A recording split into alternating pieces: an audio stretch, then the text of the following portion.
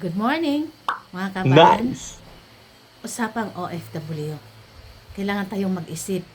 Yes, maganda, malaki ang sahod pag OFW tayo. Pero, kailangan natin mag-save o maghanap ng extra income. Kasi mayroon tayong savings. Maganda pag malaki ang sahod. Wow. 34 years OFW. Brunei to Hong Kong. Pero hindi ko naisip na magkaroon ng sariling negosyo. Kaya, kailangan talaga maghanap before tayo for good. Maghanap tayo ng magandang makastart ng negosyo habang may trabaho pa.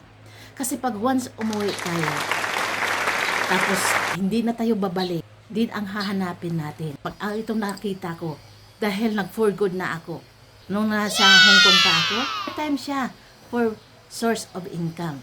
Kaya napakaganda pag uwi natin, mayroon din na tayong negosyo. Kasi mahirap pag may edad na tayo. Kagaya ko, di ba? 59 years old. Kailan lang ako nag-for good na dahil Wow. sa negosyong ito.